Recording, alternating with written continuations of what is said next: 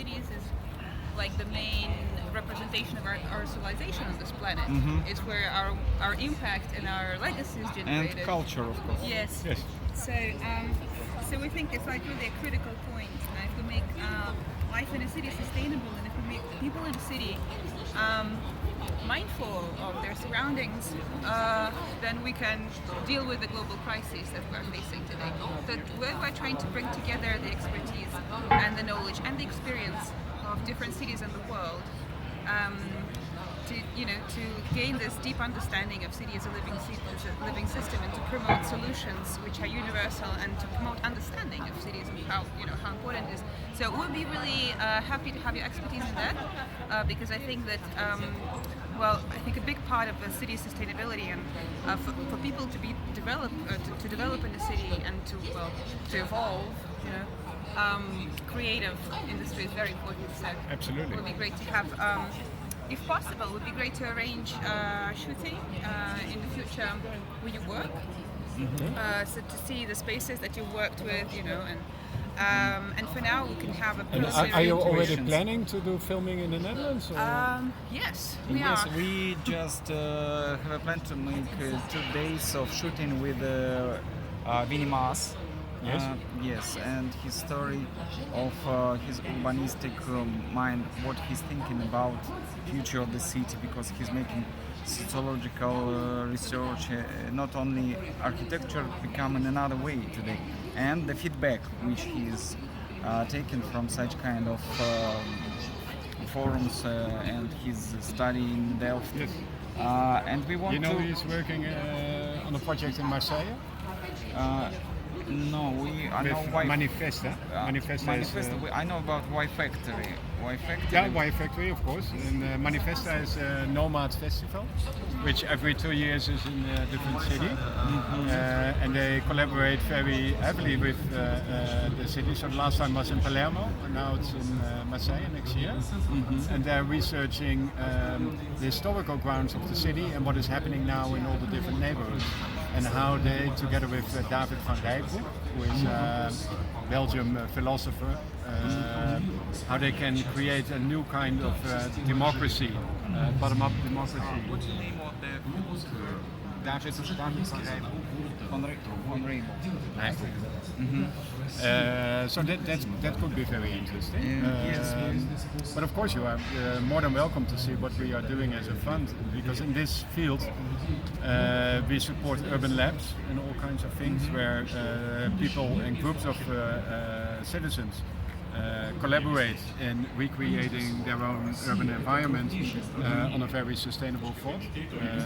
So we have initiative in Buiksloterham in Amsterdam, which is an area, but in all areas in the Netherlands we have this.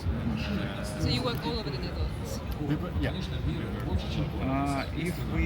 Если мы сконцентрируемся, в общем, на опыте Амстердама, в чем вот основная функция вашей работы? В чем функция их? Работы, да, вот кого с кем они соединяют вот в креативных индустриях? If we look at the Amsterdam experience, what do you think is the main role, the main contribution of what your firm has done there? In Amsterdam? Yeah. In Amsterdam we do a lot. And I think you saw my presentation with the 4 quadrants. Yes. We late a little. That's Okay. why I saw it, but to be honest, it was difficult to. Yes, it was short time. Lots of things Yeah. happening. Yeah. Yeah.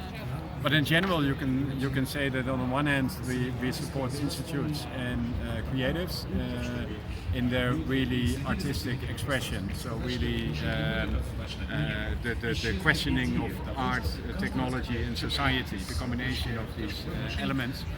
And we have quite a few institutes in Amsterdam which are doing that. And at the same time, we have institutes that present to the larger audience what is happening and how you could create with the power of design new realities that for us at this moment do not exist. Like for example, Waag Society is an institute that created a Fairphone 6 years back, and it was created by asking the question, could we make a sustainable smartphone?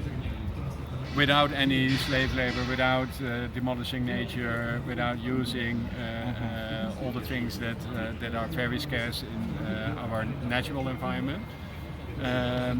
And last week we had a huge festival in Amsterdam 2 weeks ago. We Make the City. Yes, yes. Which is primarily focusing on all the issues that you described. We are inspired by this festival a lot. We're hoping to create something like this eventually in Russia. Yeah. In fact, we're now having this summer, like all summer duration festival, which just invites local initiatives to show their events on the same map, so to join different initiatives and different leaders of local movements on the same map of events. But I would like to ask you, in your opinion, what is the importance of this kind of creative engagement with people for the development of the city? Of course, if you ask me, I think it's very important. It provides primarily a new way of thinking about what a city can be, instead of looking at the more economically based figures of how important the economic value is. You should think on the long term of what you can do, what is around you. So, for example, in the Netherlands, we are a small country, but still a lot of public space is vanishing because of huge infrastructural projects and huge stores, storage houses, and things like that. While at the same time, you could also think about how demolishing can create new structures while keeping an eye on the cultural heritage. So, for example, we have done an open call for projects in Russia in collaboration with Dutch partners, and these projects were presented here yesterday at the Dutch Embassy, and there was a very interesting, two very interesting projects in your respect. One was the Samarsky Yard project, which is trying how you can redevelop the old cultural heritage in a city, because the city is developing very fast and there's no good knowledge about what the old structures mean and what you can do in the future. So together with a Dutch company, they are now creating an atlas about what it is about before you make the next step. И вопрос по поводу как раз редевелопмента и оживления города путем создания творческих кластеров. Вот здесь пример города из деревни, города художников и студентов, который создан из контейнеров. То есть это как бы доступное жилье с одной стороны, с другой стороны это оживление квартала. В Амстердаме, да. И творческое пространство. I'm not very familiar with Amsterdam. There's this neighborhood with like an arts neighborhood created by artists and students where they have housing in containers. Морской. DC, the name of the Now, the most interesting neighborhood for you is called Schoon Schip. Maybe right. Schoon Schip, it's because it's NDSM. Yeah. NDSM is an old docking yard. And there is such city from containers, yes? You have some houses in containers there, yeah. And as I read that there live the artists also. There are a lot of artists living there, yeah. And have Is it affordable? Is it accessible? Or is it like an elite? No, it was set up from the squatter movement, so 20 years ago. Wow, yeah. Eva de Klerk, she has written a book about it. I suppose it. Can I write that down, please? The neighborhood that you mentioned first. And the first name of NDSM is the neighborhood that you were mentioning. And the NDSM. NDSM. And the one you mentioned? That's Schoon Schip. And this is a compilation of about 50 living boats, which is completely energy neutral. On the water. On the water, where they live together, and it's next to NDSM. It's like a new kind of community and kind of living. Yeah, and the last boats will go in a few weeks. So it's still big. Still being Amazing. built. And I'm building a house in exactly this neighborhood, Oh, which is energy it's neutral. interesting maybe to show it It from has solar panels. Yeah. We have Flow grey energy. water, solar panels, triple glass. So there's Great. Wow. it's great. So to you're a live there. citizen Of this neighborhood. And other subsidies to neighborhood. support all this technology. class. Like this Yeah, that's government subsidy. Yeah, but the most important thing is that the municipality says that you can only build there if you're energy neutral, Right. and then you have to do it. Yeah. Great. So it's that turnaround. And then И насколько вот I эти think, вопросы насколько оживляют, ну, мы пока не ответили, да, на этот вопрос, насколько вот эти кварталы, что принес? Вот, это стрит-арт начал Ну, вот он развиваться. говорит об этом, что Может, это я не дает слышал. видение того, как развивается город, что люди могут вообразить себе, каким город может быть. То есть они начинают планировать, создавать новый образ будущего. Вот. И также это, собственно, зарождение... Thank you very much. Это зарождает новые инновации, собственно, в городе, рождаются очень этого. Давайте спрошу про живой город, что это. В его вот понимании. здесь как работает, да, это в таких, вот, например, районах. Well, in your opinion personally, for you, what is a living city that's full of life? How would you define it? What does it have? a living city for me is a city where there's a good balance between living, working, tourism, and natural surroundings. So it should be a 24-hour environment which is in balance. And which before you alter, so before you change anything, that you take an integrated approach on what the effect of the new plans or whatever is. And so beforehand you need to define what the impact is of any changes to make it true contribution. So it's about redefining the way we plan making cities. Yeah. И такой момент, вот сегодня города, the cities when we live, how you connect the, наверное, по-русски лучше спрошу. Да, конечно. Да, просто. Здесь... Я не говорю по-русски очень хорошо. Очень хорошо говорите. Только немного.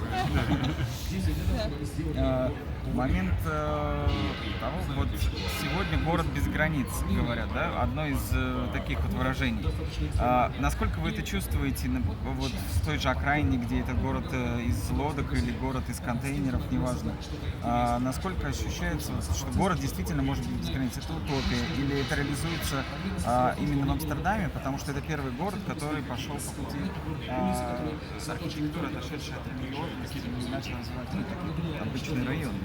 Я такое ощущение, что вопрос содержит ответ, но я задам. Да. So, today Первую they часть. talk about a city which has no borders, so that, like there are no limits for a city.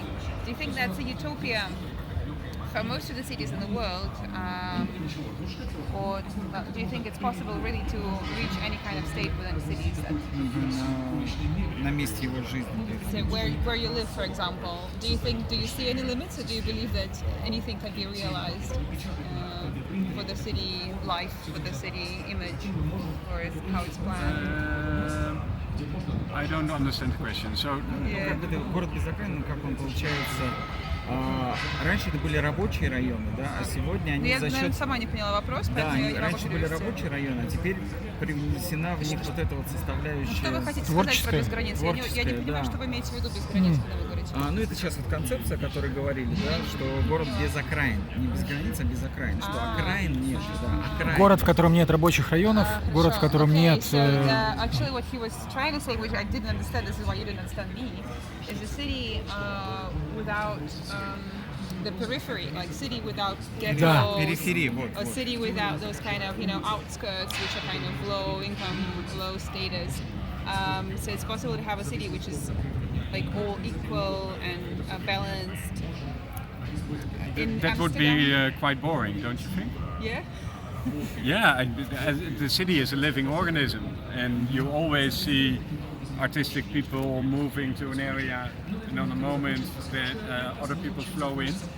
So the more the commercial side of creative industries follow the artistic development, just like a little bit like what you see happening in the NDSM area where we are talking about. That's the moment that the ground prices and the prices of the houses they rise. Yeah. That's the moment that many of the cultural people, the new generations, move to other spots. So that's a life cycle of approximately 20 years that you see in cities develop. So the western part of Amsterdam was 20 years ago. After the squat area, after the squat period, they moved to another part. So that's the NDSM area. And when this is NDSM is gentrified, so to say, probably they will move to the southeast area where now a lot of interesting things are happening. And you see Живой that. организм. So you see it just like an organism. Yeah. Они имеют в виду, что это будет скучно, потому что so you mean the cities need like those peripheries and ghettos to provide this kind of also price balance and income balance. Yeah. Yeah. Он говорит, что если мы начнем развивать бедные районы, то там повышаются цены, и это становится уже район, где, ну, то есть все равно остается класс людей, которые там не могут жить. Это, во-первых, а во-вторых, то, что они становятся все одинаковыми там по уровню потребления. So, do you also see a problem in that when artistic creativity starts to develop a formerly maybe less popular neighborhood and prices rise and there's gentrification? Do you think there's also a problem that it like limits diversity maybe? Maybe it makes the lifestyle and consumption more like everywhere else in the city, which is popular and fashionable? Well, but you see, if at the moment in the Netherlands, and I think in many cities in Europe, is that the lifestyle of the creative people have become gentrified in the sense that many people become vegan or veganist. They are now thinking about a healthy building environment, more sustainable energy. So that's Which are not bad things. eh? Which are not bad things. No, that's great. Yeah. But of course, creative people also 30 years ago were already thinking about these structures and wanted to do it, but then the time was not right. And now we see the necessity more as a society as a whole. So it means that the old ideas of the creative class have become mainstream, which is a good thing. And then, of course, so probably the next step is that creative people become more religious again, maybe in a different sense. But that could be, if you look at developments like that. So maybe artists need new ghettos to go into and to create this new vision, you know? It's like a circle New in mainstream. any city. Yeah, of like, course. Spiral. Yeah, This I mean, creative people don't like to be mainstream. They try to be outside, but they become part of the mainstream always. Yeah, but not the mainstream becomes part of the And other such philosophical question, which also has a practice. What makes the spirit of the city of Amsterdam? Who makes today? It's the history, it's the cultural heritage, in the sense the way the city was built and the way it is preserved, the way we still tell the stories about old days and combine it with new narratives, the way new people, migrants, new generation take a new place in the city. And that's why I think that when you want to have a living city, you should always, and really always, keep in mind that it needs to be in balance, because otherwise you create a not healthy city. And that will always happen for a period of time, but then you have to grab back to old structures instead of building completely new structures. And the societies, communities, which society communities, people of art or people of business, because businessmen it's also spirit of Netherlands, which society reflects the city most? В большей степени, да? Like maybe which social group, which community you think represents And Amsterdam, to you mean? represent it in visual way in Amsterdam, maybe like a hero. Who could be hero or character of today Amsterdam who reflect the spirit of it for you? On your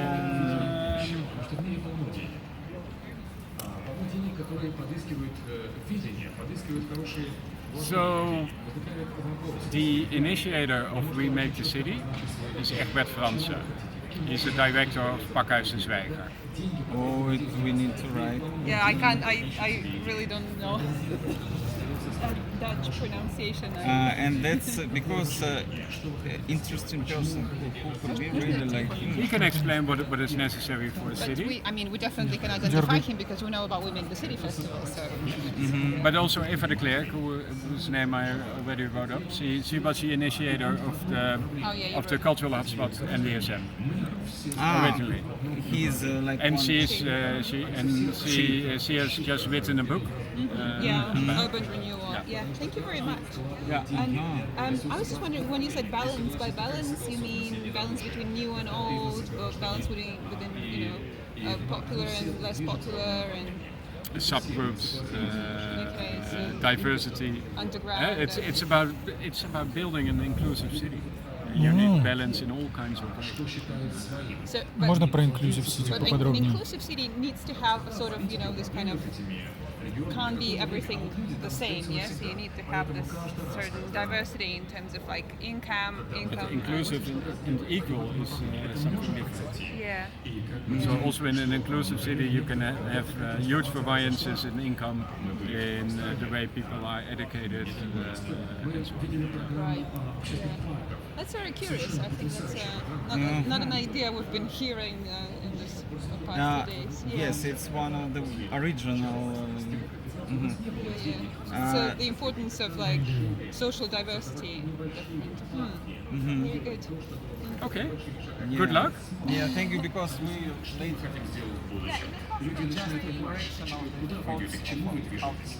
Because Develop so this them. is like a preliminary conversation, but then because we will be shooting in Amsterdam, and so there are plans maybe to go already in July, but also we've been considering later in the autumn. So it would be possible to get in touch with you to You've got my yes, I have your contact card now, and to arrange for maybe to talk with you in the environment that you'll be working with, and so that you can explain, like physically to show us. in the place will be also interesting. Yeah. Ну, пусть заодно и в будущем году к нам на форум приезжают, чего уж там. Society. He is interesting how Договориться. the difference of societies. Сначала в Амстердаме city пересечемся. societies Yeah. and city making of who is involved in this process. Who is involved? That's absolutely. Because in different cities, different development, different kind of management. I mean, in natural way, like, как-то самоорганизующийся, да? Self-organizing.